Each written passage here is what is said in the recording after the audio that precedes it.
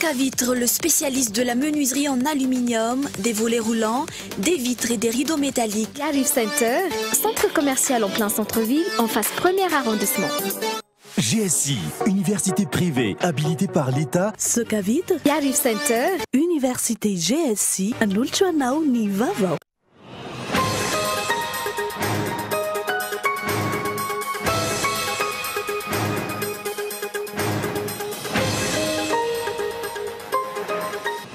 Niakatra 10 isanjato tamin'ny teti-bolam-panjakana nasipantsina 5.4 ny teti-bolam-panjakana ampiasaina amin'ny taona 5.4 raha ny atotan-kevitra ny ampelantanan'ny deputé 5.4 miliara mahery ny vola rehetra ampiasain'ny fanjakana amin'ny taona ho avy ambany ny vola ho an'ny fampandrosoana ny commune.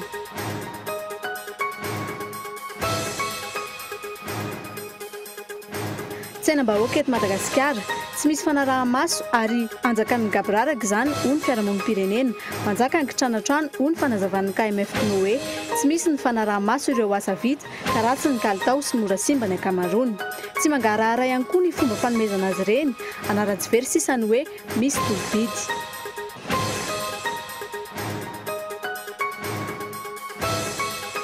Iray volana katroka tao aoriany ny fifamindram-pahefana teo anivon'ny commune Antananarivo renivohitra na dia nanipaka ny tsy fisian'ny vola novantanana azo nampiasaina aza ny ekipa ny ben'ny tanàna vaovao tsy misy miresaka ny audit momba ny fitantanana teo aloha izy ireo audit izay nambaran'ny Paheto Karena fa tokony atao eo anivon'ny commune.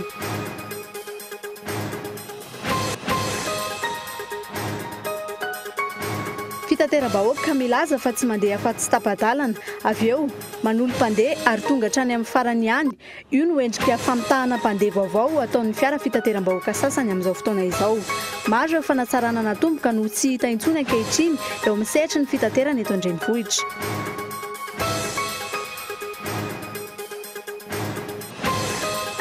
Taorian'ny kabariny nangataka famelana ny 14 oktobra farany teo momba ireo vaovao nampalaza ratsy an'ny Vatican nanohy ny asa fanadiovana momba ny fitantanam-bola eo anivon'ny foiben'ny Eglise Katolika Romanina ny Papa Ray Masina François ankehitriny.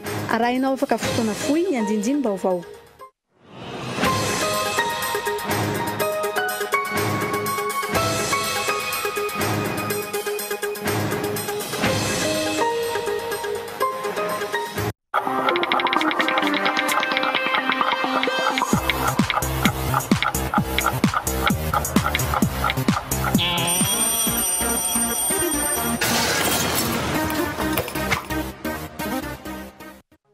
GSI, université privée habilitée par l'État, vous propose filière, droit et relations internationales, tourisme et voyage, management des affaires, multimédia et communication journalisme, informatique de gestion, génie du BTP, Paramed GSI Bypass, diplôme Bac+2 à Bac+5. Inscription ouverte au GSI Antannarin, GSI Analakil, GSI Itaos, GSI Bypass, GSI Amboudflau.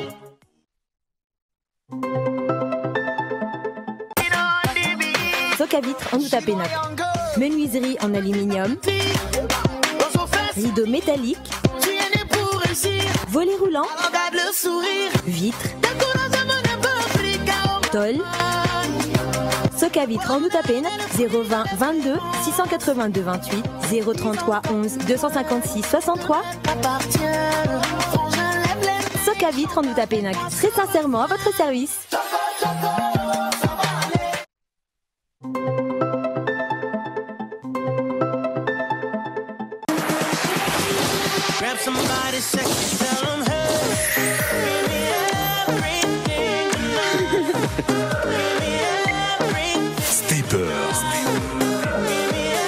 Vélo elliptique.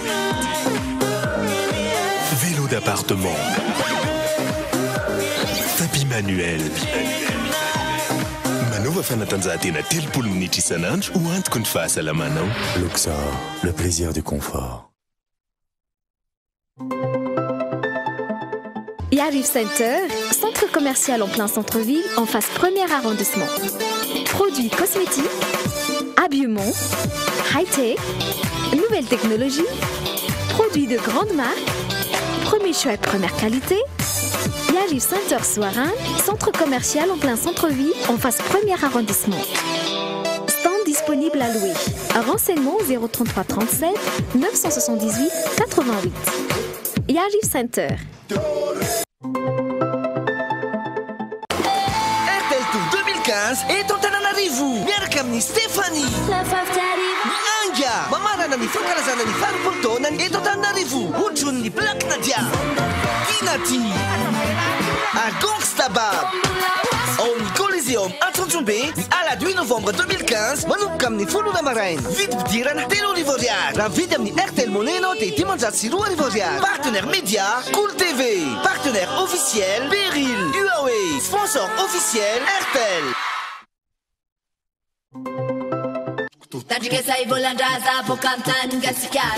Zao zareo ahity misy afatra ny finosana ihany no niova ny vovon-tsavony Beryl fa ny ao anatiny sy ny fomba fanamboarana azy dia mitovy ihany sady manitra citron toraka izany koa ny fiasany mandroatra tsara sady manadio ny loto rehetra.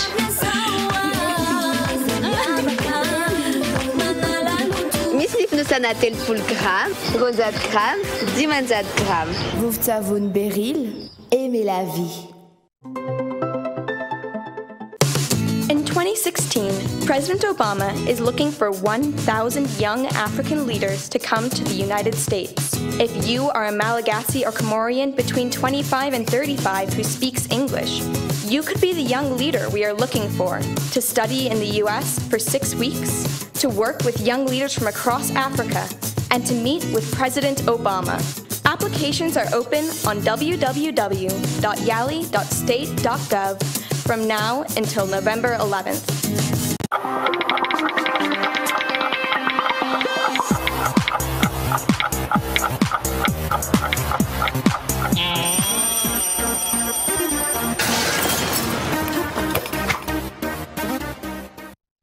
Miaraba tompoko lasy tompoko vavy faly izay miaraka aminao atao anatin'ny fampalalambavao amin'ity ariva ity ampitiavana ampanajana ihany koa no hanasanantsika handro izany hatramin'ny farany miaraka amin'ny ekipa rehetra. Ny tontolo politika no hanamboatsika ny fiarahana ny akatra 500 ny teti-bola mpanjakana nasy mpanitsina 2024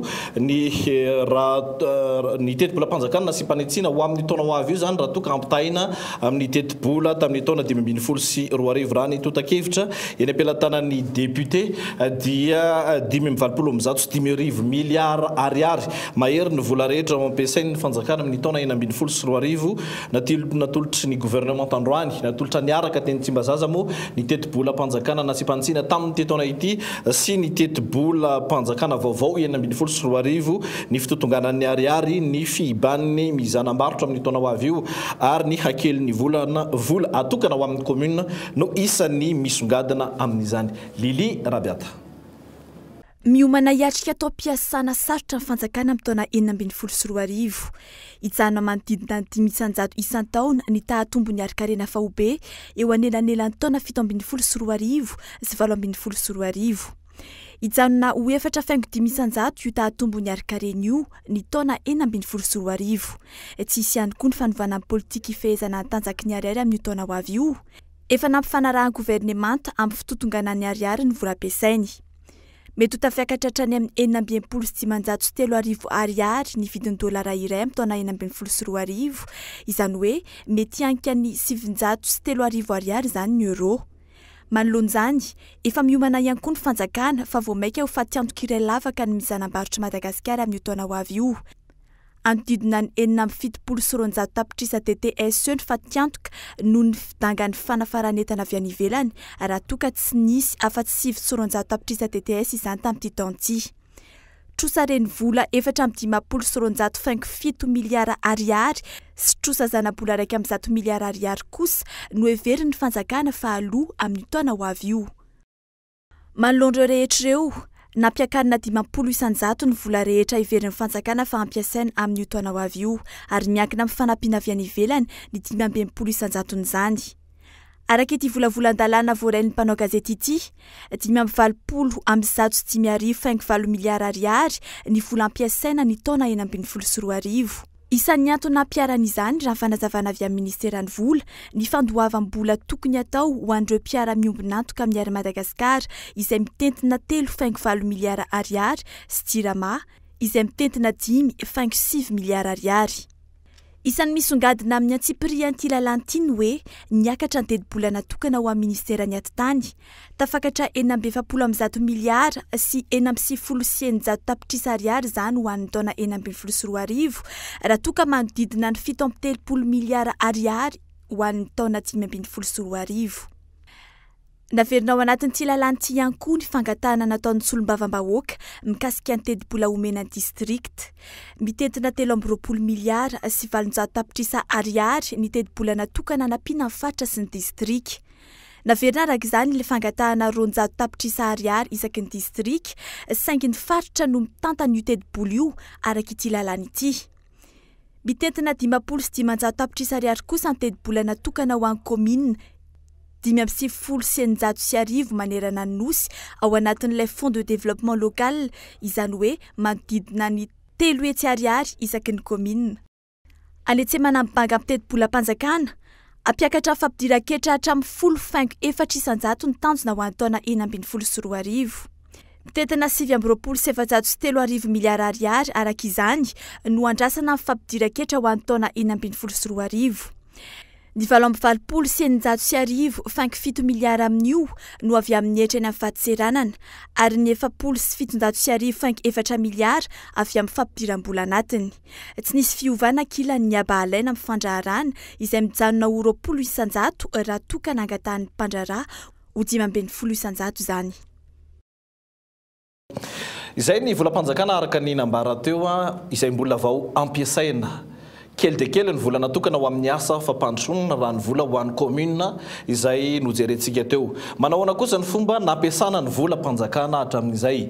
Ireo karazana tsena isan-tsokajiny na ny marché public isan'ny mampametra-pantanina ny olom-pirenena ny fisian'ireo lalana izay inefatra amboarina ao anatin'ny taona iray. Fangady tsisy mpanaramaso ny mpampiasa ireny vola mpanjakana ireny, fangady tsisy tompona andraikitra mijery ny asan'ireny orinasa ireny, saky totoana ny fanomezana ny tsena na ny fanarahamaso ny asa na ny kalitaon'ny asa vita izay ho ampiasain'ny vahoaka fanadiadiana nataony Gaëtan Andriatsilavo.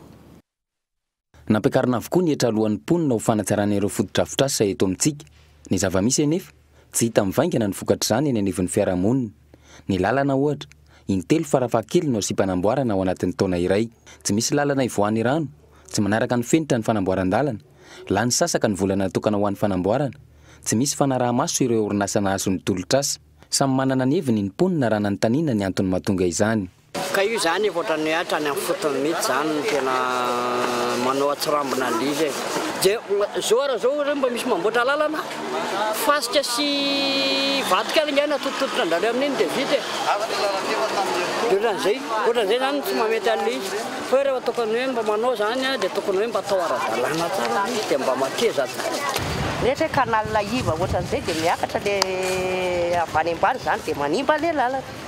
Ka le fanjakana samy manana ny lalana le vola raha tonga am-pelantanana. Ohatr'izay le izy. Avy any fotony izany hoe ny fanjakana fohy be tompona andraikitra amin'ny fikojakojana ireo fotodrafitrasa ireo no olana hoy ny fiarahamonim-pirenena. Tsy misy intsony ny fanaraha-maso ary mbola ankehitrano an-trano no manjaka manoloana ny tolobidy ahazona ny asa.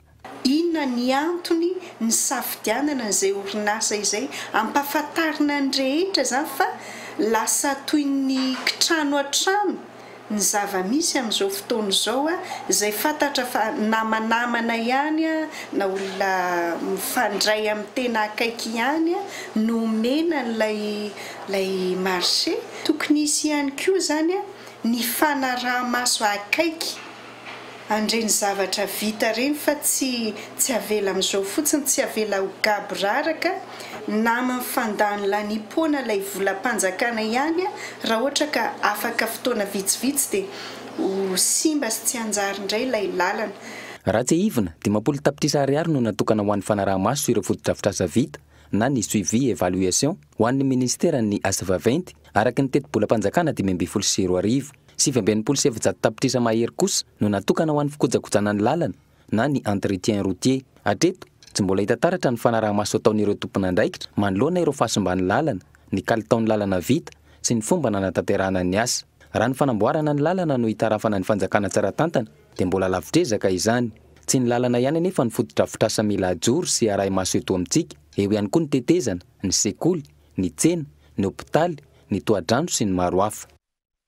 fantatra moa fa vola be no atontony fanjakana amin'ireny fanamboarana samihafa miverimberina mandritra ny taona ireny azo edina varotra avokoa ny zavadrehetra aloha raha ny zava-misy eto amintsika tsy ny eny an-tsena ihany fa hatrany amin'ny lalàna sy ny resaka lalam-panorenana aza somary niditra lalindalina kokoa na manazora kotondrena ho anatin'ity fanadihadiana manaraka ity saika vitavita ho azy raha ny namaritan'ny mpanao gazety azy ny zavadrehetra eto amintsika na ny raharaha politika toy ny pacte de responsabilité ny resaka ara-toekarena sy ny resaka sosialy rehefa mpanantenana maro samihafa ireo zavatra anambara fa hatomboka nefa tsy misy toyny ny vato manjavona eny atokotany ministera sy ny sisa ofitiny ny namanazora kotondrena vetivety ny mahakasika an'ireo ambarany fa vitavita ho azy eto amin'ny tany sy ny firenena ireo.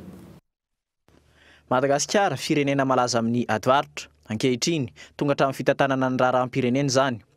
Eo amin'ny lafiny politika anaova mpitondra adivarotra avokoa hatramin'ny fampiarana ny lalàna. Ohatra akaiky amin'izany ny resaka pacte de responsabilité. 5 volana teo aorian'ny namoahan'ny fitsarana avy momba lalam-pandrenana ny didy milaza fa tokony hanao pacte de responsabilité ny fahefana mpanatanteraka sy ny fahefana mpanao lalàna.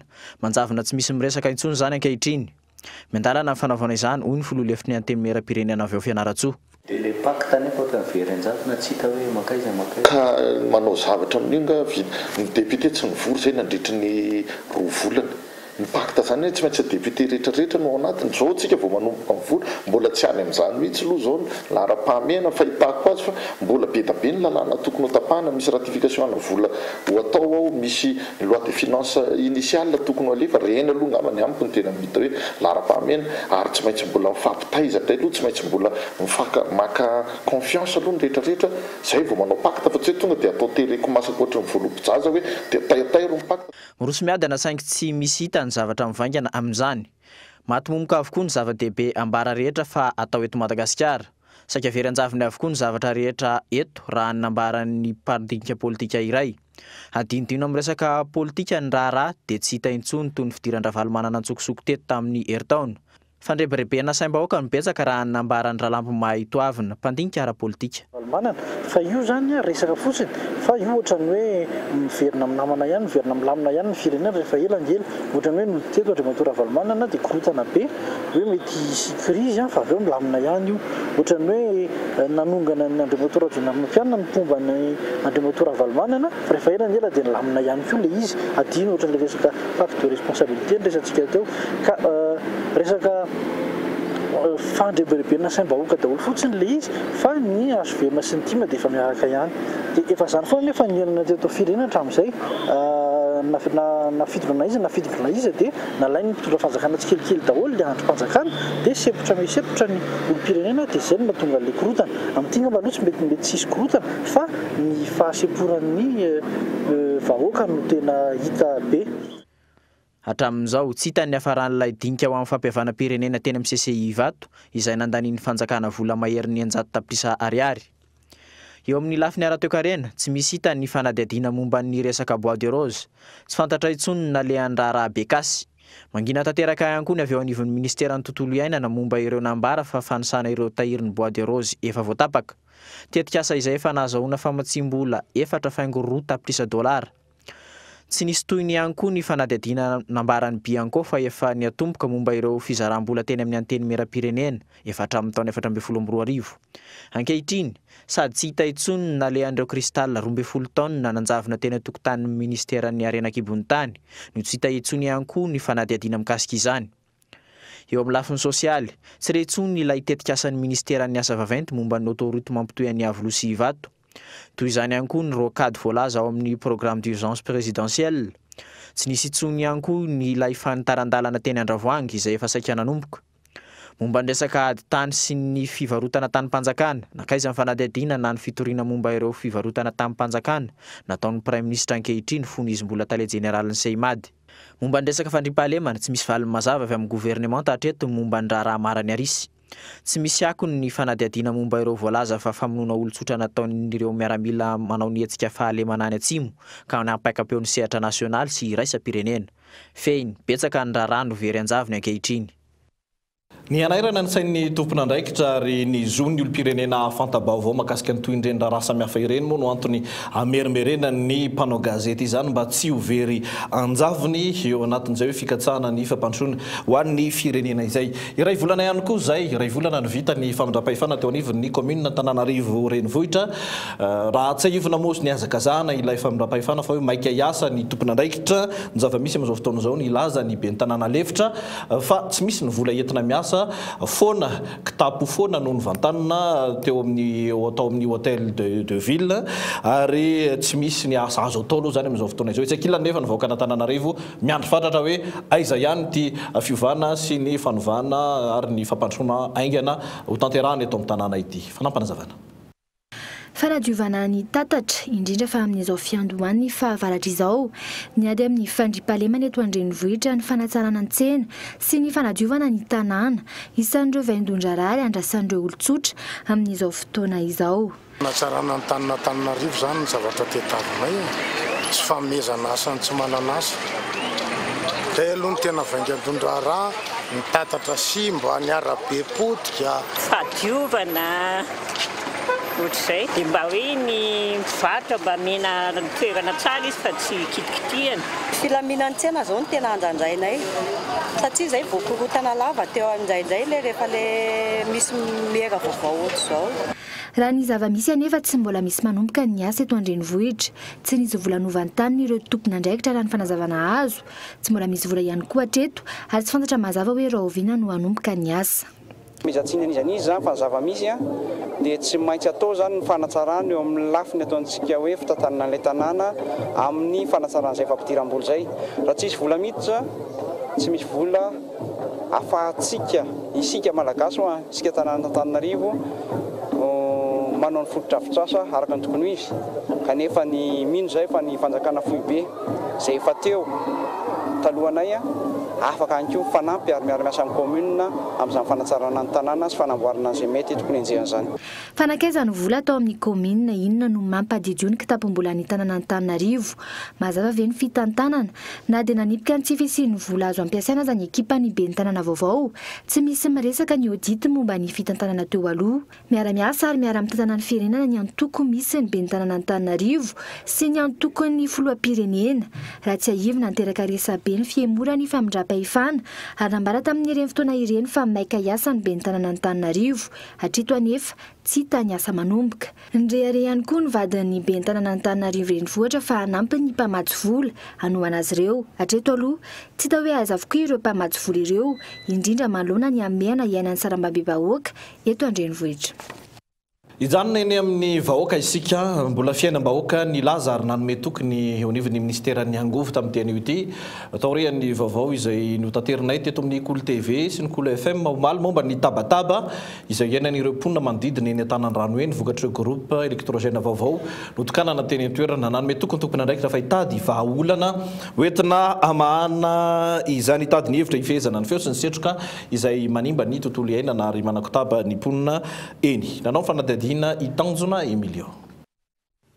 Setroka mainty be tabataba tsy farenesana tontolo andro sy tontolo alina ireo ny fitarainan'ny mponina manodidina an-tanan-drano vokatry ny firodorodon'ireo milina mpamokatra herinaratra mandeha amin'ny gazoaly eny an-toerana.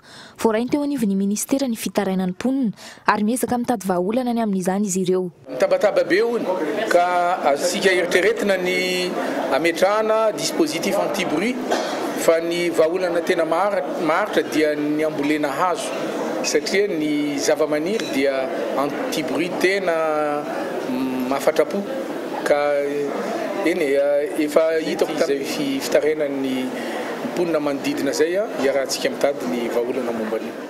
Tsy mbola voafaritra kosa ny hoe roviana no hivaingana izany vahaolana izany manoloan'izany mampametra-panontaniana ny rehetra ny hoe efa miresaka angovo azo avaozana ny mpitondra fanjakana nefa mampirisika ny fampidiran'ireo orinasa vahiny milina mandeha amin'ny gazoaly. Manoloana ny fitarazoan'ny delestage hatrany amin'ny faritra samihafa ny angovo azo avy amin'ny rano sy ny masoandro no tena vahaolana hoy ny minisitra. Ny loharanona angovo azo avaozana ihany mba hialantsika amin'ny fiankinan-doha amin'ny akoranafo izay afarana avy any ivelany. Manana ny masoandro tsika, manana ny rivotra any Antsiranana zao ny varatra aza dia azo trandrahana tsara fa ny tena mahafapo dia ny centrale hydroélectrique izay azahoana herinaratra mandavanandro mandavataona ilana fotoana lavalava nefa ny fanorenana ny fotodrafitrasa momba an'izy io ohatra zao hoe efa natomboka ny appel d'offre ho an'ny Saofika centrale hydroélectrique ny Saofika 300 mégawatt sy ho latsaky ny enina na 7 taona ny fanorenana an'izany fotodrafitrasa zany. Arak'izany tserakandrena andritra ny fampielezan-kevitra sy ny kabary politika isan-karazany tao anatin'izay rotoana izay tsy mbola atoato no hidirana amin'izay angovo madio sy azo avaozana izay.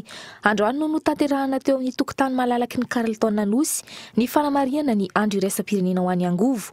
Raha tsy ahivina dia tokony tamin'ny 12 oktobra izy io no notanterahana noho tsy nahazoana lampan-tanàna tamin'ny ora farany anefa dia naemitra anio 4 novambra ary mitohy rahampitso sy rafakampitso izany.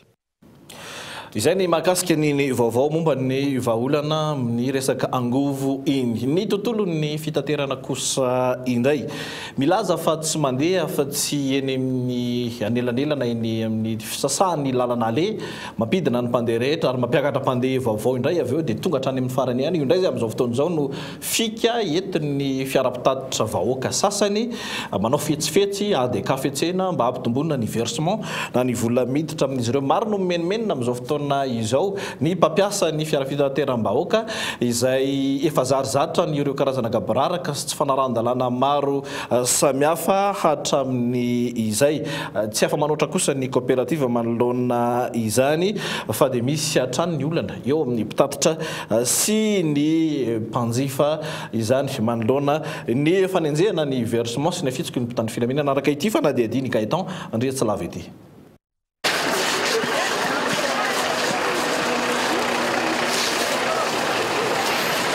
Manao taingimbe miverina andalana tsy manao afa-tsy tapa-dalana ihany olana sedra imponina amin'ny fitateram-bahoaka ary azo ambara fa efa mahazatra ireo. Ny ampindray ny afetsen'ny mpitatitra ankehitriny motiferan'izy ireo amin'ny toerana iray eny antenantenan-dalana ny farany lalana lehany. Eo anefa izy ireo dia mampiditra olona vaovao indray izay mandoa vola feno. Matetika be deaibe bus zany ohatran'ny aminay sy tena anarana tomobila fa sy tonga ny amin'ny farany kosa dia ajanona nefa ny andro efa mafito sasany arivo.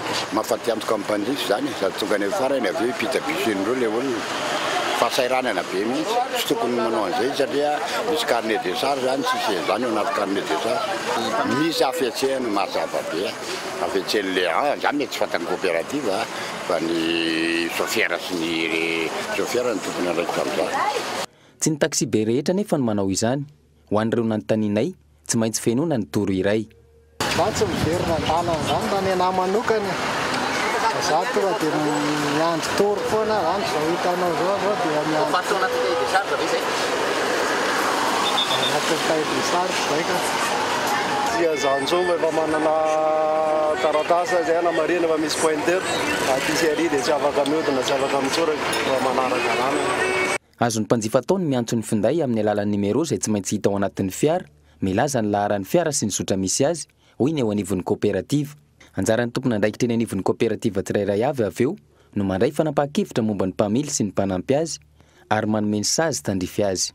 Afaka atao rehefa misy ny zavatra miseho raisiko zany mikasika ny ety aminay dia misy ny takelaka mipetraka ao anaty fiara hoe raha misy ny zavatra tianareo resahana na ho tenenina mikasika an'ilay mpiasa dia afaka miantso ny tompona andraikitra andraisana andraikitra fanandrify amin'izay zavatra rehetra miseho izay fa efa tena miezaka manao izay tratry ny ainay zay fa io moa le araky ny teneniko hoe ny fomba fandraisana sy ny faripahaizana tsy mitovy dia izay no tsy maintsy isian'ny indrikely ohatr'izay zany. Na izany aza tsy afa-manoatra ny coopérative manoloana ity tranga mampitaraina ny mpanjifa ity. Ho an'ny coopérative iray ohatra najanona ireo mpanara-maso na ireo contrôleur eny an-dalana efa ho telo volana izay. Antony miraitsy kombakomba amin'ny mpamily sy ny receveur sy ny polisy izy ireo amin'ny tsy fanajana ny cahier de charge ka mampijaly sy mampitaraina ny mpanjifa. Maro amin'ireo coopérative ankehitriny no miverina indray mampiatra ny saran-dalana antsasadalana sy ny strapotin ho an'ireo izay tsy nanao izany hatramin'izay. Iaraka amin'ny namana Michel Ranarjon isika ato anatin'ity fanadiadiana ity. Aina ho faty ny teny malagasy atsoatsy raha toka tsy misy ny fahatongavan-tsaina sy ny fandraisana andraikitry ireo rehetra voakasika izany ny sambatan'olona ny tanora ary ny tompona andraiky mpanjakana adiny 5 isan-kerinandro eo no ianarana ny teny malagasy amin'izao fotoana izao eny an-tsekoly amin'ny ankapobeny raha toka tafakatra hatrany amin'ny 2:30 ora no ianarana n'ireo taranja rehetra amin'ny teny frantsay rehefa atambatra izany hoe any an-tsekoly izany ny zaza malagasy raisy malagasy reny dia mianatra kokoa miteny kokoa ny teny frantsay ny zava-misy anefa ho an'ireo malagasy izay ho an'ireo vahiny izay mandalo eto Madagasikara tahaka ireo tanora amerikanina izay manao asa an-tsitrapo eto dia miangaly ary miteny madio izany teny malagasy izany miparitaka amin'ny tambajotra sosialy maro samihafa izany ary isan'ny nahavariana entina antsika tahaka an'izao. Manawana ao tsara ve tsika? Ao tsara tsika. Zany ve? Ao tsara tsika ka. Andao aiza izy zany? Andehody. Andehody. Aza mipetraka? Any Ambohitratrimo. Aiza lavitra be kozy io a? Misy andrada be? Aloko felona le bo satria andeha amin'iny aho. Zany ve? Maninona le? Sezika ataony sardine be iny. Tahaka izany ny fanandratan'ny vahiny teny malagasy tanora amerikanina ao anatin'ny Peace Corps izay nandalo volana vitsy eto Madagasikara izy ireo. Efa ny Etazonia ary mahatsiaro ny fomba fiainana eto Madagasikara. Fehizany teny tsara rafitra ary voatonona tsara tsy ahitana teny amin'ny akotrina dia iray aza. Eto amintsika amin'ireo taranja miisa 12 ianarana ny ampianarana 20 isanjatony amin'izany no amin'ny fiteny frantsay. Maro no tsy mahafety teny malagasy intsony ny fanomezana laka ny teny vahiny no antony. Ambisy malagasy dia misy amin'ny français mahazo. Le amin'ny teny malagasy azo kokoa fa amin'ny teny vahiny izy tsy dia azo. Tsy dia azo tsara. Ohatra hoe ny amin'ny malagasy any fa ny amin'ny vahiny misy stojeo, SVT, français. Ho an'ny sekoly iray nanaovanay ny fanadihadiana adiny 2 isanandro. Izany hoe adiny 10 isan-kerinandro no manao ny taranja frantsay ireo klasy 6e hatramin'ny 3e. Adiny 5 ora isan-kerinandro ihany ny taranja malagasy. Adiny 2 ora ny alatsinainy, adiny 2 ora ny alarobia ary adiny 2 ora ihany koa ny sabotsy. Fanarahana ny rafi-pampianarana omen'ny fanjakana ary tsy miankina amin'ireo mpampianatra raha ny fanazavana azo. Teny frantsay izy fa saingy afaka mampianatra manao mixte ny mpampianatra mba ahafahana andraisan'ny mpianatra azy amin'ny tokony misy ankapobeny amin'ny 10 isan-jatony 10 isan-jatony teny malagasy sy teny frantsay.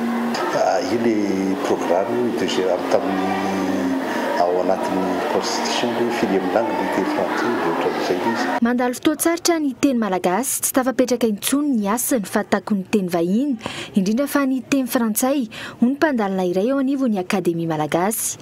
Ahina anjavona ny teny malagasy ato anatin'ny taona maromaro raha ny fanazavana azo.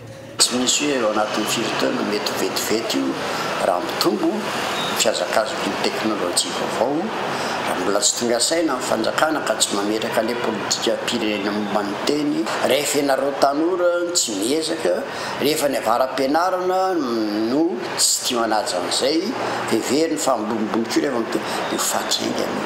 Hatreto, raha tsy ahivona ny taona 5 no natota ny rakobolana rakim-pahalalana malagasy na ny dictionnaire encyclopédique malagasy. Raha isan'ny taona no misy fanavaozana ny rakobolana vahiny, ny eto amintsika kosa hatreto mbola tsy nisy taoriny io fanontany io. Anton'izay ny arabola fa tsy ny teny malagasy akory no mahantra. Ankehitriny raha ny teny frantsay fotsiny efa misy hatrany amin'ny 9 hatramin'ny 1 hetsy voambolana no voarakitra. Ho an'ny teny anglisy kosa dia misy hatrany amin'ny 2 hetsy voambolana. Araka ny fanontana farany tamin'ny taona 5 tsy misy afa-tsy 5 alina monja ny voambolana malagasy voarakitra. Na izany aza mahafinaritra ny mandreny zanaky ny vahiny mipadapad mihira teny malagasy.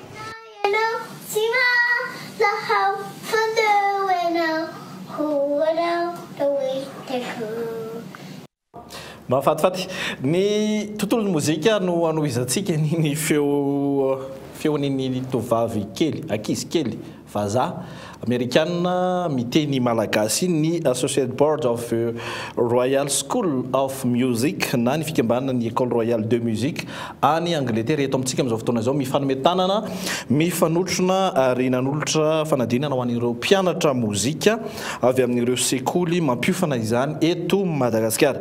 Natao andrano moa ny fanadinana ary ny taranja théorie solfège no nadinina tamin'izany ny fahazahoana ny karazana diplôma avolenta avy amin'ny Associated Board of Royal School of Music no tanjona amin'ity fanadinana ity. Fanampanazavana eo amin'ny fandraisam-peo ny Michela Ranarjon. Ny mpianatra zany avy amin'ny fianarana mozika rehetrarehetra eto Madagasikara dia mahazo manao daholo. Fa za zany ny asako zany manangona fotsiny dia manolotra an'le liste makany Angleterre mi-assurer manamarina niveauny hoe grade 4 marina hoe ty olona ty na grade 5 marina hoe 6 marina manamarina zay ny asako. Ny adinina zay lazaikanao zay zany théorie solfège. Ny atao hoe solfège tsy hoe mihira akory fa ohatrany règle de grammaire amin'ny fanoratana mozika ny famakina ny mozika satria rehefa vakinao tsy hoe do ré mi fa so fotsiny araky ny fieritreretany tsy nianatra azy fa misy ny angolany ny fahaingany ny articulation ny fomba fitendren'io dia ohatra mianatra littérature soratra nataony mpanoratra malaza. Ijery maresaka momba ny vaovao-piarahamonina kosa isika Jolay 4 no maty voatifitra ny mpitandro filaminana teny ambolokandrona tamin'ity androany ity.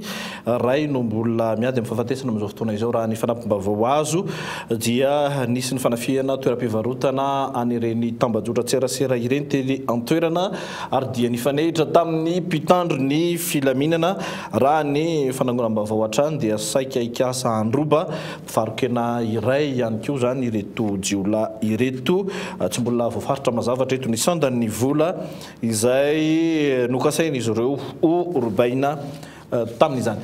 Epito amin'ny maresaka iraisam-pirenena isika ny Papa Raimasina François sahiratsaina sady tapa-kevitra amin'izao fotoana izao anadio ny fitantanam-bola ao Vatican. Nisy boky nivoaka izay mitsikera ny antsipria ny fomba fandanondanimpoana na ny fiainan'ireo évêka ireo prêtre any Vatican tranga izay tombana ny mpanara-baovao iraisam-pirenena maro fa hamongatra indray ny resaka maro izay lasa resabe moa zany teo amin'ny sehatry ny Église catholique romane fanadihadiany fehizoro rafaly eo amin'ny sary ny France 24.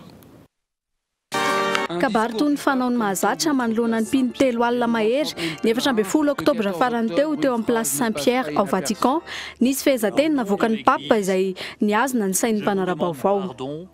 Je vous demande pardon pour les scandales. Amin'ny anaran'ny Église mangata-pamelana tamin'ny mpino ny Raimasina noho ireo resabe sy vaovao izay nitranga farany teo tany Rome. Vi chiedo perdono.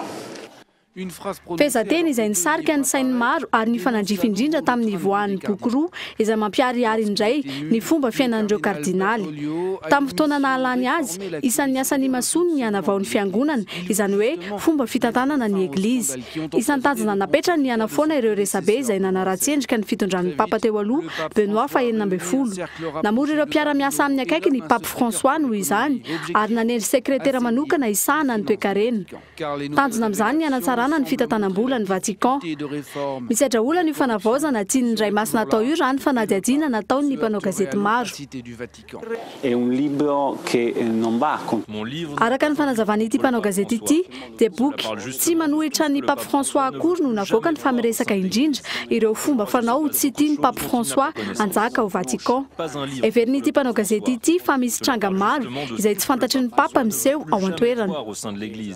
Tao anatin'ny roa taona efa nisy ny ezaka fiovana azy tsapahitanana tsy maintsy manaja ny teti-bola natokana ho azy ireo ohatra ny évêka ary mila manao tatitra. Ireo boky isan-karazany mivoaka manapirofo fa na misy azy ireo ezaka ireo mbola mitoetra ny kolikoly, misy mijoro manohitra ny Raimasina ao ary mbola misy ady fahefana.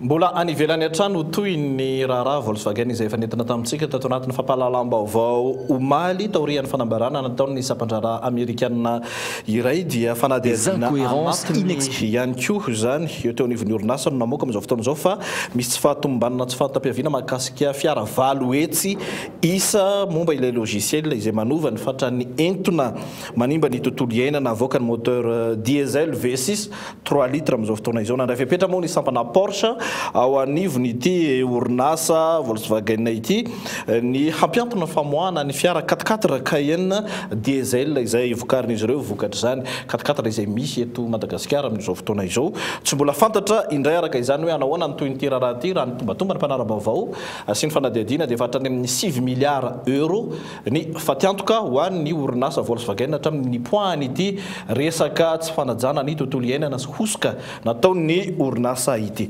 isorana ianao tompoko lasy tompoko vavy niaraka tamin'ny hatrany farany tato anatin'ny fampahalalam-baovao ialana tsiny ihany koa anterina averina tsy alatsiny ho an'ireo nanaraka ny fampahalalam-baovao ary tapaka ho an'ireo nanaraka izany tamin'ny fahitalavitra analogique ho an'ireo nanaraka izany tamin'ny canal 7 kosa dia nitoy hatrany izay fampahalalam-baovao izay efa manao ny aintsy zavatra mandrindra mamerina izany amin'ny laoniny ny teknisiana ireo lohateny-baovao ampahany amin'ny entina tamintsika tamin'ity anio ity niakatra 500 isanjato ny tetibola-panjakana na sy panitsy ny tetibola-panjakana ao amin'ny taona 924 ity raha ampitahina ny tamin'ny tetibola-panjakana tamin'ny ity 524 ity zany hoe ny amin'ny heritaona zany dia niakatra hatrany amin'ny 520 amzato sy 5 miliara ariary ny vola ampiasaina ambany dia ambany kosa ny vola natokana ho amin'ny fampandrosoana ny commune iverenantsika amin'ny antsipiriany ny taremarika mahakasika an'izany ho amin'ny rahapitso mahakasika n'ireo marché na ireo tsena mba hoaka omen'ny ministera samihafa raha ohatra ka ny fanamboaran-dalana fotsiny no jerena nanteriny fiarahamon'ny pirenena fa maro ny tandrevaka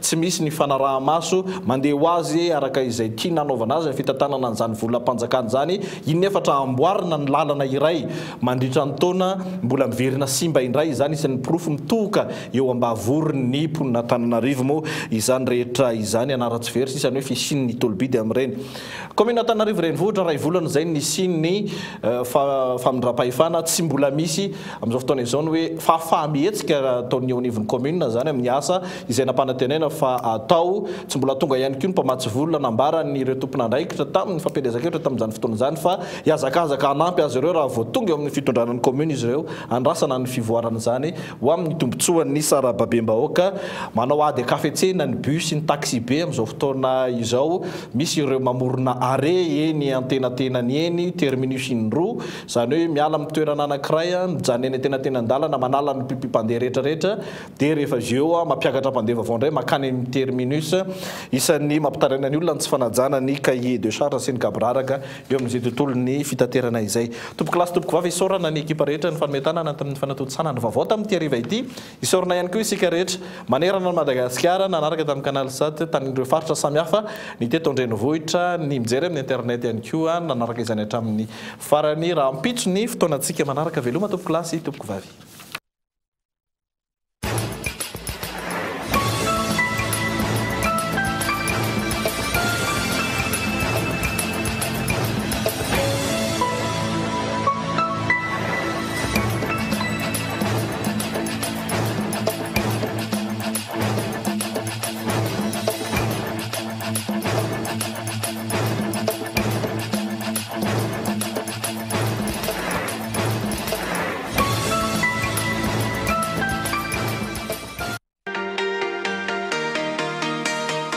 Vitre, le spécialiste de la menuiserie en aluminium, des volets roulants, des vitres et des rideaux métalliques. Yarif Center, centre commercial en plein centre-ville, en face premier arrondissement. GSI, université privée habilitée par l'État. Ni fampahalalam-baovao ny arahanao tamin'ny Soka Vitre. Yarif Center, université GSI.